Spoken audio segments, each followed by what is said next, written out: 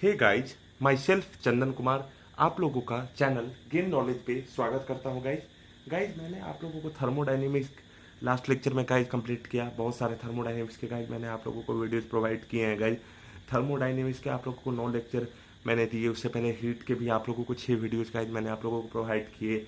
Vector के 3, units के 3 और फोर्सेस के भी गाइज मैंने आप लोगों को 2 वीडियोज़ प्रोवाइड किए हैं। अब गाइज मैं आप लोगों को शुरू करने जा रहा हूँ। बहुत ही इंपॉर्टेंट टॉपिक है guys, some mechanical properties of matter. Guys मैं शुरू करूँगा, आप लोग ध्यान से जो जो मैं पढ़ा रहा हूँ गाइज ध्यान से आप देखिएगा। और जो भी मैंने आपको पढ़ाया उसमें आपको कहीं भी डाउट होगा आप कमेंट बॉक्स में गाइज ज़रूर लिखिएगा। मैं उसे अवश्य गाइज क्लियर करने की कोशिश करूँगा गाइज। फिर भी अगर आपको डाउट होगा आप ज़रूर लिखिए गाइज। तो ठीक है गाइज, मैं अब आप लोगों के लिए टॉपिक शुरू करने जा रहा हूँ गाइज। बहुत ही इंपॉर्टेंट टॉपिक है, आप लोगों को समझ में आना चाहिए कि हाँ, बहुत ही इंपॉर्टेंट टॉपिक है और आप लोगों को गाइस समझ में आना भी चाहिए। सम सम मैकेनिकल प्रॉपर्टीज और some mechanical properties of matter. Some mechanical properties of matter. Some mechanical properties of matter. Some mechanical properties of matter. अब मैटर गाइज क्या होता है, देखिए गाइज मैटर क्या होता है, कोई भी चीज जो स्पेस ऑक्यूपाई करता है, जिसके पास कुछ मास होता है और जो थोड़ा बहुत रेसिस्टेंस प्रोवाइड करता है, उसे गाइज अपन लोग क्या कहते हैं, मैटर। मैटर किसको कहते हैं गाइज, मैटर हम लोग कोई भी ऐसा चीज जो कि थोड़ा बहुत स्पेस ऑक्यूपाई करता है, जिसके पास कुछ मास होता है, कुछ रेसिस्टेंस ऑफर करता है, उसे गाइज हम लोग क्या कहते हैं, मैटर। तो मैटर का अगर डेफिनेशन गाइज मैं लिखूं तो मैटर क्या है guys, anything anything which anything which occupies anything which occupies some anything which occupies some space, have some mass, have some mass and have some mass and offers some resistance are known as offers some resistance are known as offers some resistance are known as matter। Matter क्या है guys, कोई भी ऐसा चीज जो कि थोड़ा बहुत स्पेस ऑक्यूपाई करे, जिसके पास थोड़ा बहुत मास हो और कुछ रेसिस्टेंस ऑफर करे गाइज, उसे हम लोग गाइज क्या कहते हैं, उसे हम लोग गाइज कहते हैं मैटर। अब अगर मैटर के बारे में गाइज ये चीज़ है तो हम लोगों को ये चीज़ तो समझ में आ गया गाइज कि मैटर गाइज क्या होता है। ठीक है, अब देखिए गाइज, अगर मैं आप लोगों को टॉपिक में आप लोगों को ले चलूं, जो आप लोगों को समझना है गाइज, बहुत ही इंपॉर्टेंट टॉपिक है गाइज, आप लोगों को गाइज बिल्कुल समझ में आना चाहिए गाइज। वो टॉपिक है गाइज इलास्टिसिटी। इलास्टिसिटी। अब देखिए गाइज, अगर मुझे ये बात करना हो कि इलास्टिसिटी क्या होता है गाइज, देखिए गाइज, अगर मैं मैटर ले लूँ, जैसे मान लीजिए गाइज ये अपन लोग कोई भी मैं मैटर ले लूँ, जिसमें गाइज अपन लोग मान लेते हैं, ये ब्लॉक मान लेते हैं, ब्लॉक मान लिए, ये ब्लॉक मान लिया, ऐसे करके गाइज अपन लोग क्या मान लेते हैं, ऐसे करके गाइज मैं एक ब्लॉक मान लेता हूँ जिसका गाइज मास m लगाते हैं मान लेता हूँ। अगर गाइज मैं इसमें फोर्स गाइज मैं अप्लाई करता हूँ, मान लीजिए एफ क्या हुआ गाइज, एफ मैंने फोर्स अप्लाई किया पैरेलल टू द फेसेज। ठीक है गाइज, ये एक ब्लॉक लिया जिसका गाइज मैं मान लूँ मास एम, इस पे गाइज लगा दिए फोर्स एफ। जैसे ही गाइज मैं यहाँ पे एक एक्सटर्नल फोर्स लगाऊंगा, इसके वजह से गाइस क्या होगा, इसके में एक इंटरनल फोर्स जनरेट होगा, जो कि ये जो एक्सटर्नल फोर्स इस पे लगा है उसको क्या करने की कोशिश करेगा, अपोज करने की कोशिश करेगा। अब मान लीजिए गाइस कि अगर मैं ये ब्लॉक जिसका मास m है, अगर उस पे जो मैंने फोर्स लगाया f, अगर उस फोर्स f को गाइस मैं हटाऊं तो हो सकता है कि ये जो ब्लॉक जिसका मास m, इसमें थोड़ा बहुत क्या आ गया होगा, डिफॉर्मेशन आ गया हो। डिफॉर्मेशन मतलब क्या होता है गाइस, डिफॉर्मेशन मतलब गाइस होता है चेंज, डिफॉर्मेशन मतलब गाइस होता है change from original shape. Deformation मतलब गाइस क्या होता है, चेंज फ्रॉम ओरिजिनल शेप। मैंने क्या कहा गाइस, मैंने ये कहा कि अगर ओरिजिनल शेप कि अगर मैं एक ब्लॉक जिसका मास m ले लूं, अगर मैं इसमें फोर्स F अप्लाई करूं, और जब ये फोर्स F अप्लाई करूं तो इसके वजह से ये जो ब्लॉक है इसके अंदर क्या जनरेट हुआ होगा, इसके अंदर एक इंटरनल फोर्सेज जनरेट हुआ होगा। वही इंटरनल फोर्सेज इस फोर्स F को क्या करना चाहेगा, रिपेल करना चाहेगा या फिर अपोज करना चाहेगा। अब जैसे ही मैं इस फोर्स F को अगर हटा दूं तो इसमें क्या आ गया होगा, इसमें थोड़ा बहुत क्या आ गया होगा, डिफॉर्मेशन आ गया होगा। और इसमें डिफॉर्मेशन आने की वजह से ये क्या होगा, ये ब्लॉक जिसका मास m है वो उस डिफॉर्मेशन को क्या करना चाहेगा, कहीं नलिफाई करना चाहेगा, या फिर चाहेगा कि जो इसमें डिफॉर्मेशन आया है वो खत्म हो। तो ये अब इलास्टिसिटी क्या होता है, इलास्टिसिटी इस बॉडी का, ये ब्लॉक जिसका मास m है इसका प्रॉपर्टी होता है, जो कि जिसके वजह से अगर इसमें कोई एक्सटर्नल फोर्स F लगा दिए तो इसके वजह से एक्सटर्नल फोर्स F की वजह से जो इंटरनल फोर्सेज जो इसमें जनरेट होता है, जो इंटरनल फोर्सेज इसमें जनरेट होता है वो इसे क्या करना, वो इसे क्या करना चाहता है, जो इसमें डिफॉर्मेशन हुआ है फोर्स F की वजह से वो उसे क्या करना चाहता है, गाइस नलिफाई करना चाहता है। मैंने क्या कहा गाइस, मैं फिर से बोल दूं कि अगर गाइस मैंने यहाँ ब्लॉक लिया जिसका मास m ले लिया, इस पे गाइस अगर अपन लोग फोर्स F लगा दे, तो अगर मैंने इसमें फोर्स F लगाया तो अगर मैं इसका वजह से इसके अंदर क्या जनरेट होगा, इसके अंदर एक इंटरनल फोर्सेज जनरेट होगा। और इंटरनल फोर्सेज जनरेट होने की वजह से जब इसमें फोर्स F हटाया गया होगा तो इसमें क्या आ गया होगा गाइस, इसमें गाइस डिफॉर्मेशन आ गया होगा। तो उस डिफॉर्मेशन को गाइस नलिफाई करने के लिए, उस डिफॉर्मेशन को नलिफाई करने के लिए ये इंटरनल फोर्सेस क्या चाहेगा, वो उस जो शेप में डिफॉर्मेशन आया है उसे क्या चाहेगा गाइस, उसे रिगेन कर सके, मतलब अपने ओरिजिनल शेप को रिगेन कर सके। तो और ये जो प्रॉपर्टी है किसी ब्लॉक का, किसी ऑब्जेक्ट का, कि वो अपने ओरिजिनल शेप को गाइज रिगेन करना चाहता है, वो अपने ओरिजिनल शेप को गाइज रिगेन करना चाहता है जब वो किसी एक्सटर्नल एप्लीकेशन ऑफ फोर्सेस के अंडर आया होगा और उसके वजह से गाइज डिफॉर्मेशन हुआ होगा। मतलब अपने उसमें जो डिफॉर्मेशन आ गया है क्योंकि वो एक्सटर्नल फोर्स के एप्लीकेशन में आया, तो उसको नलिफाई करने का ये जो प्रॉपर्टी होता है उसको गाइज हम लोग क्या कहते हैं, इलास्टिसिटी। वो मैटर की उस प्रॉपर्टी को गाइज क्या कहते हैं, इलास्टिसिटी। अब देखिए गाइज, अगर ये मैं ब्लॉक जिसका मास m ले लूँ, अगर मैं इसमें फोर्स F अप्लाई करूँ तो इसमें गाइस जनरेट क्या हुआ होगा, इंटरनल फोर्सेज। इंटरनल फोर्सेज इस फोर्स को क्या करना चाहेगा, अपोज करना चाहेगा। इंटरनल फोर्सेज इस फोर्स को अपोज करने की वजह से जब मैं इसमें फोर्स F हटाऊंगा तो क्या, जब इसमें मैं गाइस फोर्स F हटाऊंगा तो उस फोर्स को क्या करना चाहेगा गाइस, इसमें जो डिफॉर्मेशन आएगा इंटरनल फोर्सेज उस चेंज को गाइस क्या करना चाहेगा गाइस, नलिफाई करना चाहेगा। अब मान लीजिए गाइस कि अगर इसमें कुछ डिफॉर्मेशन आ गया, क्यों डिफॉर्मेशन आ गया, क्योंकि वो एक एक्सटर्नल अप्लाइड फोर्स के एप्लीकेशन में था। इसमें गाइस डिफॉर्मेशन क्यों आ गया, इसमें डिफॉर्मेशन इसलिए आ गया क्योंकि वो एक एक्सटर्नल फोर्सेज के एप्लीकेशन में था।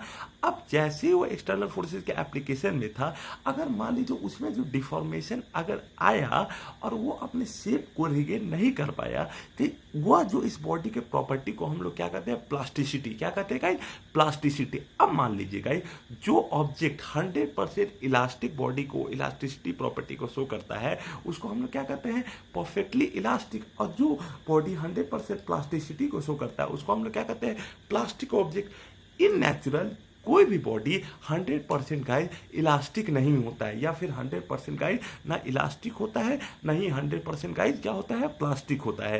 तो ये गाइस प्रॉपर्टी होती है इलास्टिसिटी का, ये गाइस आप लोगों को समझ में आना चाहिए। बहुत ही इंपॉर्टेंट टॉपिक है ये गाइस, आप लोगों को समझ में आना चाहिए। तो अगर मैं लिखूं कि इलास्टिसिटी के बारे में अगर थोड़ा सा मुझे एक्सप्लेन करना होगा गाइस, तो मैं इसको थोड़ा सा आपके लिए एक्सप्लेन करता हूँ। और ये जो मैं कहा हूं उसको गाइस मैं डिक्टेट करने की कोशिश करता हूं। तो elasticity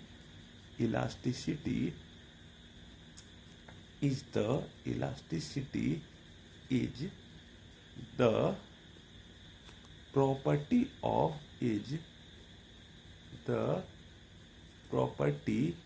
of the object due to which it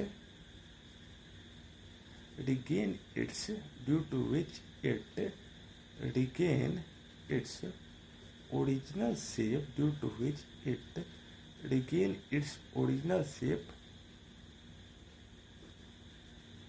when when deformation original shape when deformation is observed when deformation is observed when it is under the application of unbalanced under the application of external under the application of under the application of external under the application of external unbalanced forces। ठीक guys, ये guys मैंने आपको property लिखवाया, साथ ही साथ guys मैंने क्या लिखवाया, मैंने ये भी लिखवाया the objects which shows all the properties of the objects which shows all the properties of elasticity, the objects which show all the properties of elasticity is known as perfectly elastic is known as perfectly elastic is known as a perfectly elastic object and perfectly elastic object। तो ये guys मैंने आप लोगों को लिखवाया elasticity का guys definition क्या होता है गाइज। अब इलास्टिसिटी का गाइज अगर आप लोगों को डेफिनेशन पता है तो गाइज मैं आप लोगों को पढ़ता हूँ प्लास्टिसिटी के डेफिनेशन में। प्लास्टिसिटी क्या है guys, plasticity is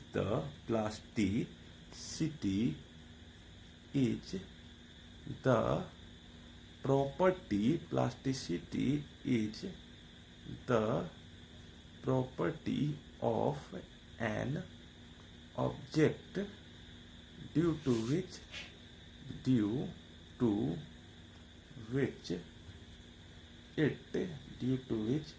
it doesn't regain its original shape it doesn't regains its original it doesn't regains its original shape it doesn't regains its original shape when deformation is observed the object which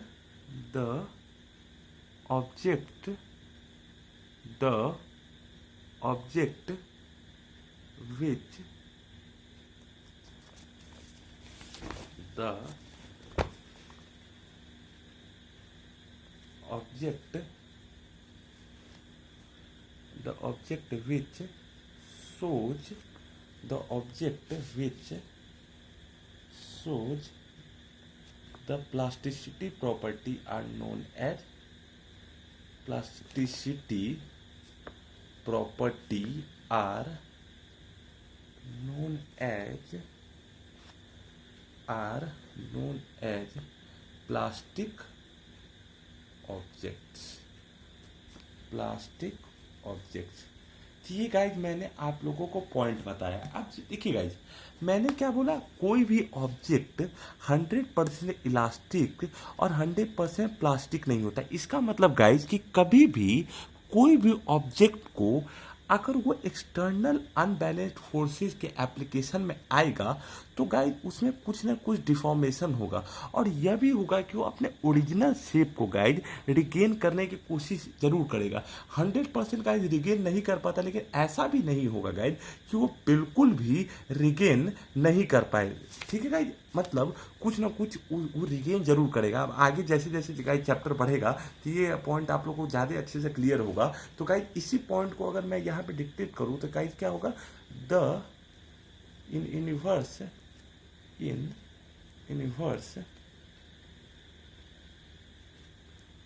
no object is in universe, no object is 100% in universe, no object is 100% elastic and or 100% elastic or 100% plastic.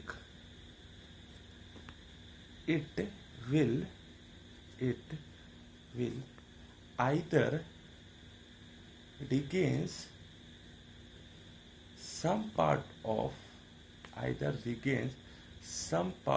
original shape, some part of original shape, but not it regains some part of original shape, but not original shape, but not completely.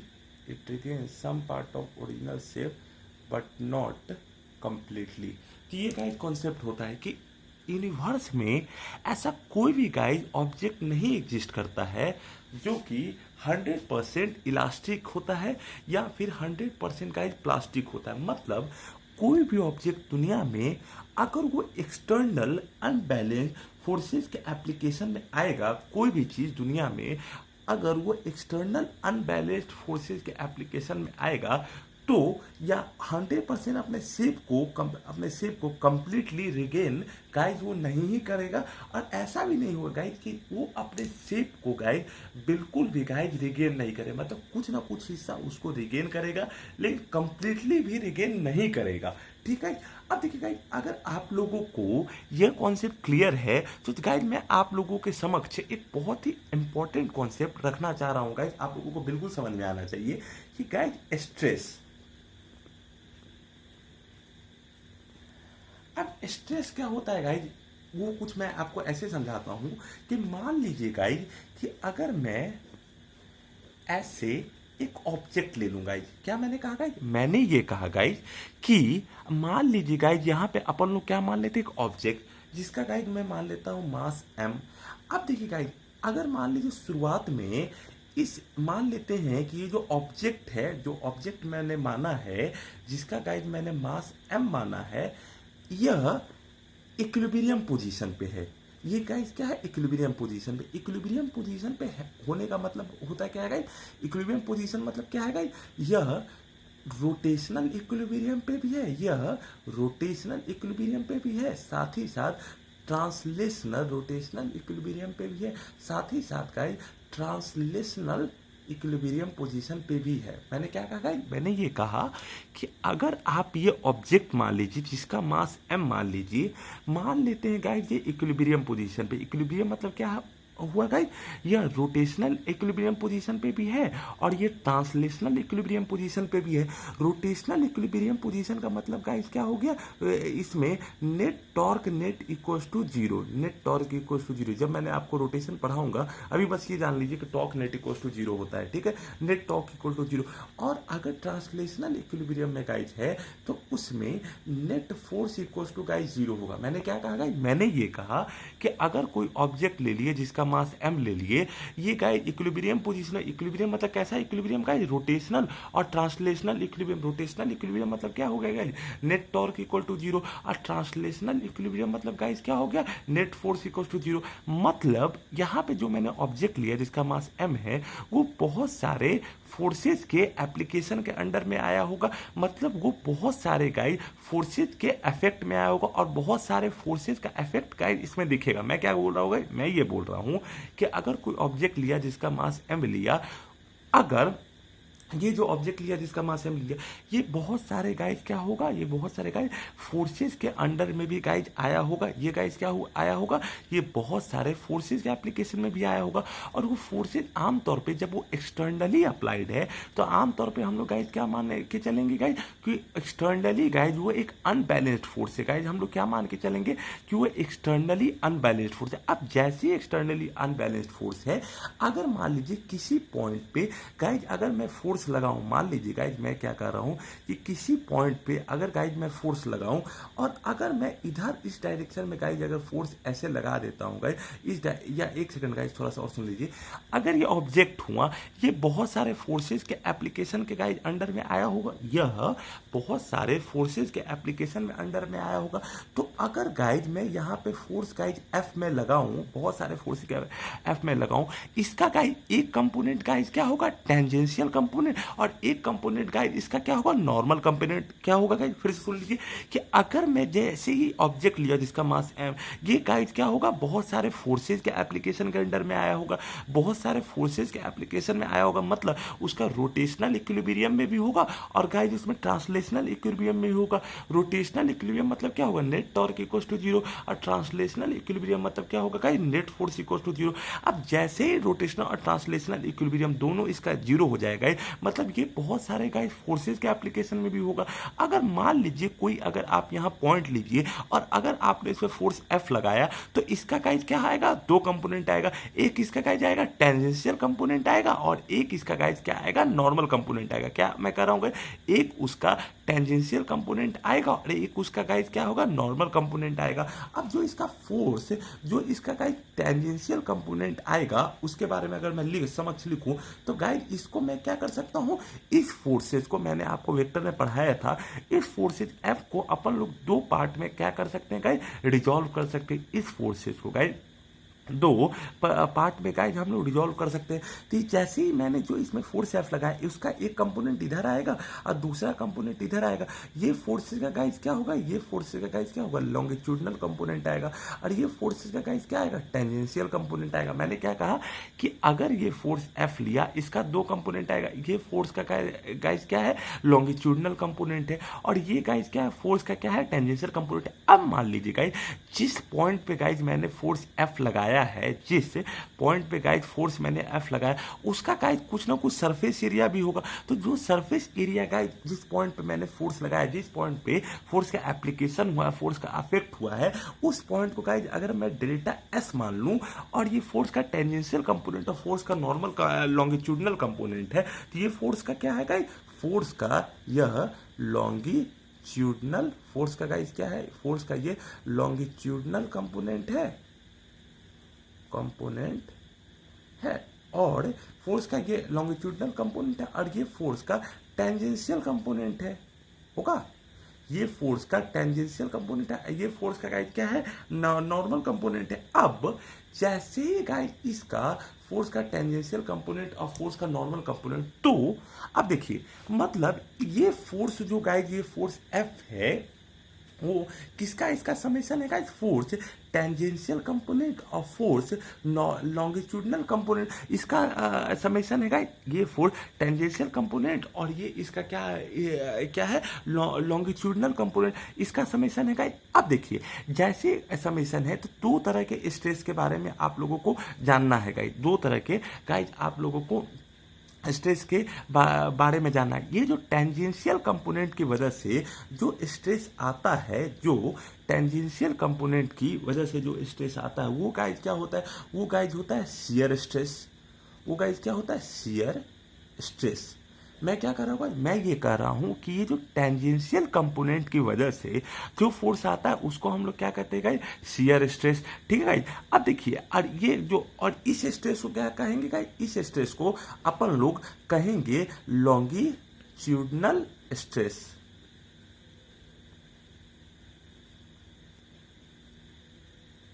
होगा।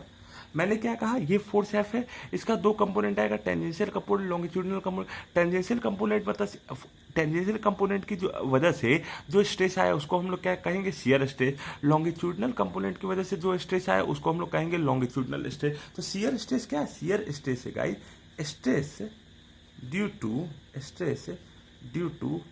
Tangential component, stress due to tangential component, stress due to tangential component of forces, stress due to tangential component of forces।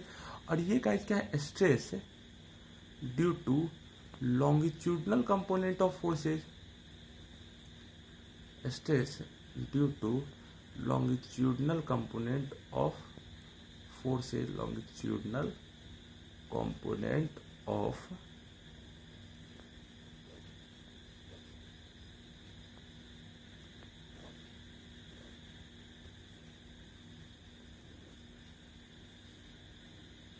अब stress due to tangential component आया, stress due to normal component आया। तो अगर आपके समक्ष मैं रखूं कि लॉन्गिट्यूडनल स्ट्रेस को, अगर गाइज मुझे लिखना होगा लॉन्गिट्यूडनल स्ट्रेस को मुझे लिखना होगा तो गाइज कैसे मैं लिखूंगा, उसको मैं लिखूंगा, अगर मैं जिस पॉइंट पे फोर्स लगा रहा हूं उसको मैं डेल्टा एस मान लूं तो F L upon delta S होगा। तो लॉन्गिट्यूडनल स्ट्रेस क्या होगा guys, F L upon delta S. और लॉन्गिट्यूडनल स्ट्रेस के बाद अगर गाइज मुझे शियर स्ट्रेस के बारे में अगर आपके समक्ष में रखूं तो शियर स्ट्रेस क्या होगा गाइज, फोर्स का tangential component upon delta S होगा। गाइज मैं आपके समक्ष में क्या रखा हूं, मैं ये कहा हूं कि जो एक होता है शियर स्ट्रेस, एक होता है लॉन्गिट्यूडनल।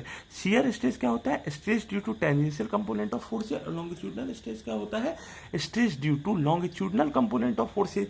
लॉन्गिट्यूडनल स्ट्रेस में गाइज मैंने आप लोगों को क्या बताया, लॉन्गिट्यूडनल स्ट्रेस में गाइज मैंने आपको बताया कि जो लॉन्गिट्यूडनल स्ट्रेस को हम लोग क्या लिखेंगे, F L upon delta S, और शियर स्ट्रेस को क्या लिखेंगे, F T upon delta S. ये गाइज बहुत इंपॉर्टेंट कॉन्सेप्ट है, आप लोगों को ये कॉन्सेप्ट गाइज आप लोगों को बिल्कुल समझ में आना चाहिए। जब गाइज ये आप लोगों का क्लियर है तो मैं आप लोगों को अगले कॉन्सेप्ट की तरफ ले चलूंगा। गाइज बहुत इंपॉर्टेंट कॉन्सेप्ट है कि अगर मान लीजिए गाइज, अगर मान लीजिए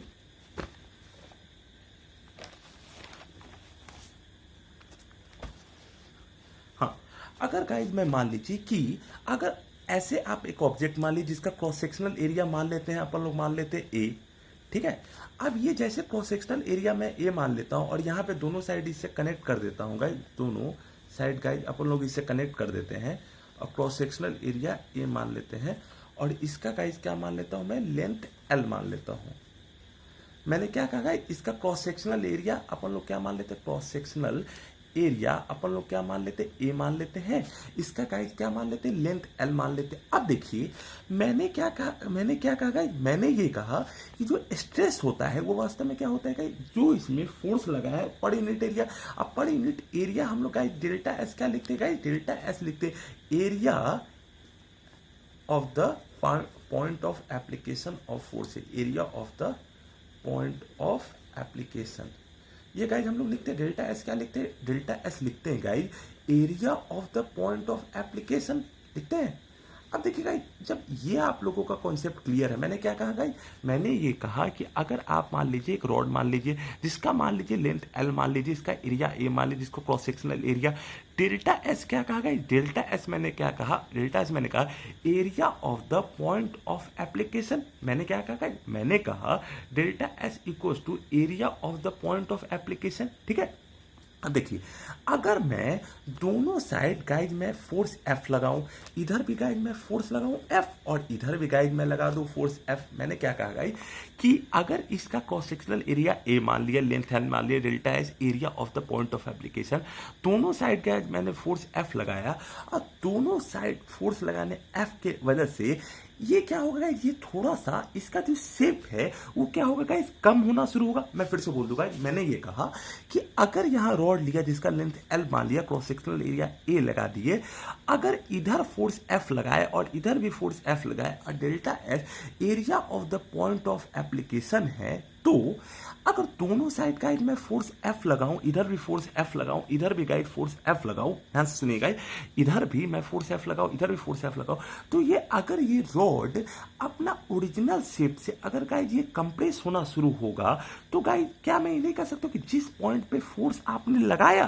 पर यूनिट एरिया वो गाइड वो क्या हो गया, स्ट्रेस होता है। और ये कैसा स्ट्रेस है गाइस, क्योंकि ये स्ट्रेस गाइस लगाने की वजह से, क्योंकि ये स्ट्रेस लगाने की वजह से जो इसका जो ओरिजिनल शेप है उससे क्या हो रहा है गाइस, कम होते जा रहा है। तो इसलिए गाइस इसको अपन लोग क्या कहेंगे, कॉम्प्रेसिबल स्ट्रेस। मैं क्या कर रहा हूँ गाइस, मैं ये कर रहा हूँ कि अगर आपने ये रॉड लिया जिसका लेंथ एल मान लिया, क्रॉस सेक्शनल एरिया ए मान लिया, अगर मैंने इसमें फोर्स गाइस एफ लगाया और जो इसका ओरिजिनल शेप है, अगर मैंने इसमें फोर्स एफ लगाया जो इसका ओरिजिनल शेप है गाइस, उससे अगर ये कंप्रेस होना शुरू हो जाए, मतलब जो इसका ओरिजिनल शेप है उससे कम होना शुरू हो जाए, तो उस तरह के स्ट्रेस को गाइज अपन लोग क्या कहेंगे, उस तरह के स्ट्रेस को अपन लोग कहेंगे कॉम्प्रेसिबल स्ट्रेस।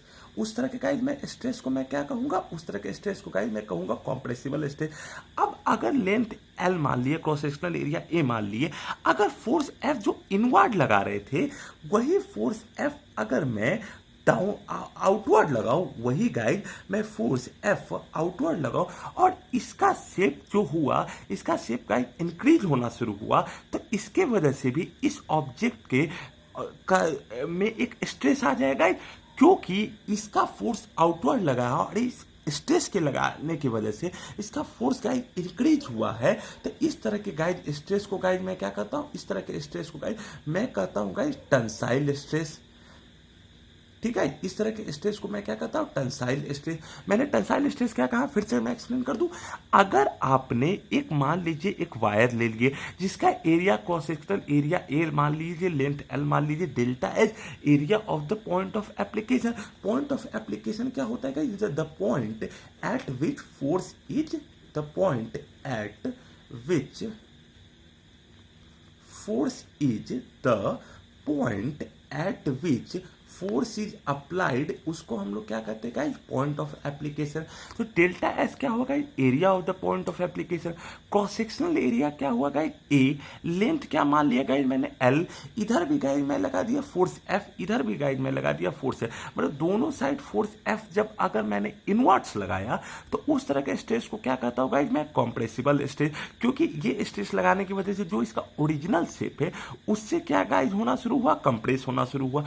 अब अगर मैंने फोर्स एफ लगाने की वजह से इसका ओरिजिनल शेप में क्या होना शुरू हो गया गाइस, इंक्रीमेंट होना शुरू हो जाए, तो और फोर्स दोनों आउटवर्ड लगे, तो उस तरह के गाइस स्ट्रेस को मैंने क्या कहा गाइस, टेंसाइल स्ट्रेस। फोर्स अगर आउटवर्ड लगे तो टेंसाइल स्ट्रेस, और फोर्स अगर इनवर्ड लगे तो गाइस क्या होगा गाइस, कॉम्प्रेसिबल स्ट्रेस। तो गाइस आज का वीडियो लेक्चर मैं यहीं पे एंड कर रहा हूं। अगर आप मैंने पढ़ाई हुआ कोई चीज में डाउट होगा आप कमेंट बॉक्स में लिखिए। अपना बहुमूल्य समय देने के लिए मुझे थैंक यू वेरी मच।